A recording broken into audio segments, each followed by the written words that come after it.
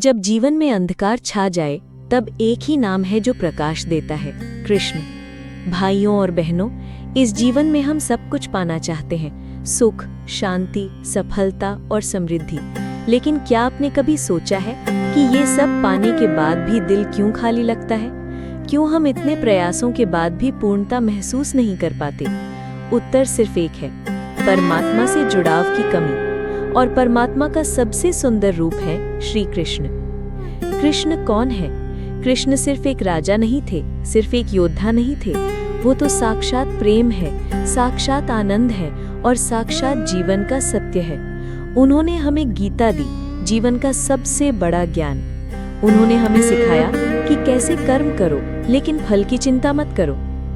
उनकी बंसी की धुन में प्रेम है, उनकी आंखों में करुणा है और उनके हर एक शब्द में जीवन को बदलने की शक्ति है।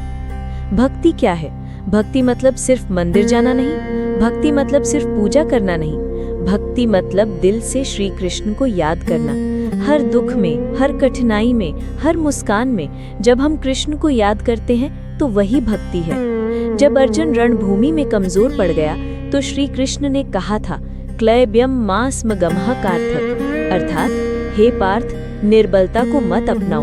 उन्होंने हमें सिखाया कि हम कमजोर नहीं हैं, हम आत्मा हैं, अजर अमर अडिग।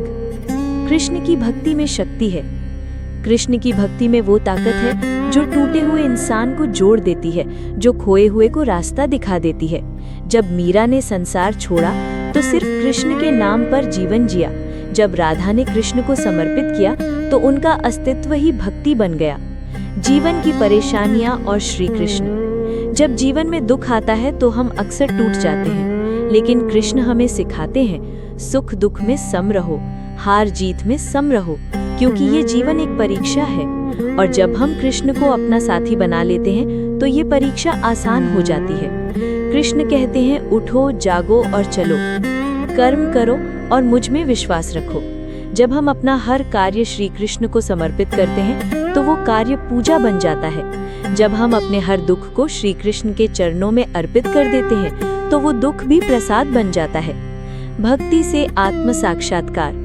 कृष्ण की भक्ति हमें ये समझाती है कि हम सिर्फ शरीर नहीं है, हम आत्मा है जो परमात्मा से जुड़ना चाहती है। भक्ति वो पुल है जो आत्मा को परमात्मा से जोड़ता है। ये एक ऐसा अनुभव है जिसे शब्दों में नहीं बांधा जा सकता, बस महसूस किया जा सकता है। राधा का प्रेम भक्ति की पराकाष्ठा। जब राधा ने कृष्ण को पाया तब वो उनका साथ नहीं बल्कि उनका स्मरण मांगती थी, क्योंकि वो जानती थी कृष्ण को पाना मतलब खुद को खो देना, और खुद को खो देना ही असली भक्ति है। सूर्य कृष्ण कहते हैं, मैं हर जगह हूँ।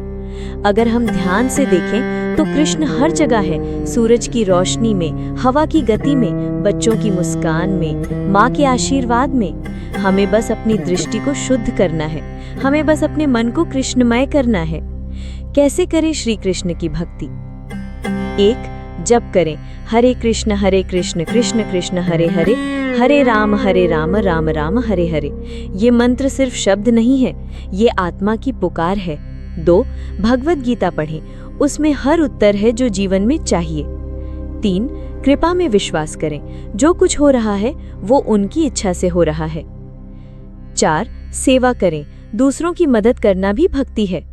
अंत में, जब जीवन थम जाए, जब दुनिया बदल जाए, जब हर दरवाजा बंद हो जाए, तो एक ही नाम है जो सच्चा साथ देगा, श्री कृष्ण। उनकी भक्ति हमें डर से मुक्त करती है, मोह से मुक्त करती है और हमें सच्चे आनंद का अनुभव कराती है।